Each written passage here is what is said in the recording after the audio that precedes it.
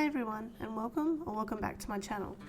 This content is a bit different to what I used to do, but the topics I'm going to be talking about in these videos really fascinate me and I hope you enjoy them.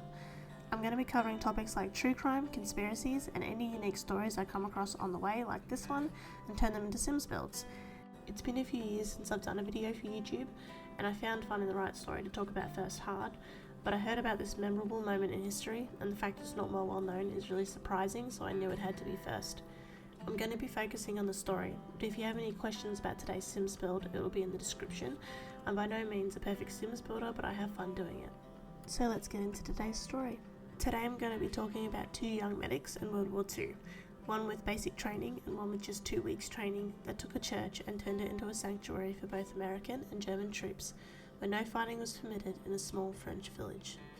Kenneth Jack Moore was born in California on November 5th, 1924. He was raised by a single mother, and shortly after graduating high school and the bombing of Pearl Harbor, he joined his friends enlisting at the age of 19. He volunteered to be a paratrooper, but was chosen to be a medic, but after 2 weeks of training was one of the thousands of troops parachuted into the small village of Angoville-au-Plain. I apologise for pronouncing it wrong, language isn't my strong suit, but anyway, Kenneth carried medical supplies, but no weapons. Robert Eric Wright was born in Ohio on February 9th, 1924. I couldn't find much about his childhood, but like Kenneth, he enlisted after he graduated and became a medic.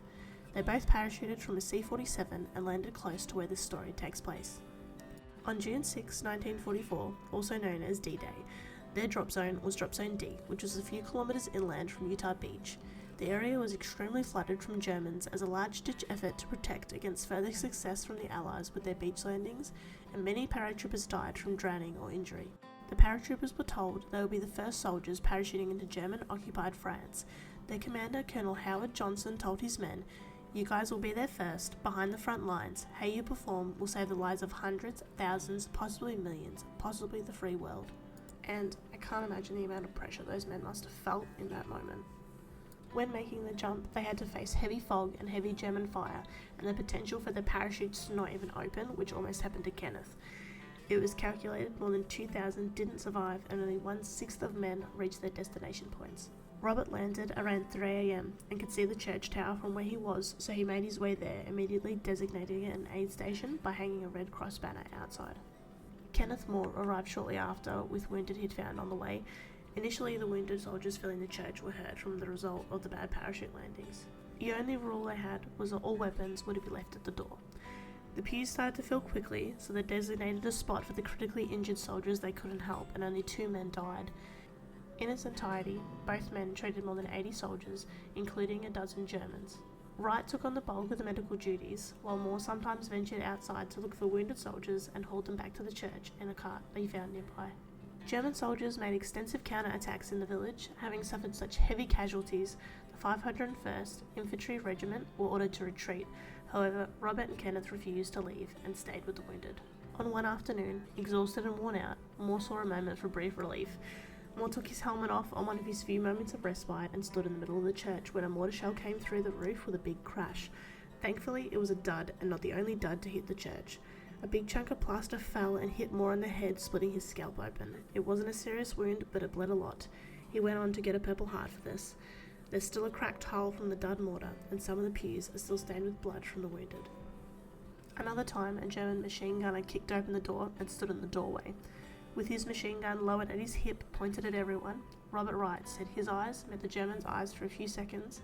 Eventually, he took a step back, made the sign of the cross, and left. When they could, they would leave to try and find wounded soldiers. On their way back at one point to the church, there was an area past the gate, like a courtyard area they had to pass. On the left, there were German soldiers, and on the right, there were Americans shooting across at each other. Kenneth told Robert to get his arm bound out so they could see it, and everyone stopped shooting. When they closed the door to the church, the shooting continued.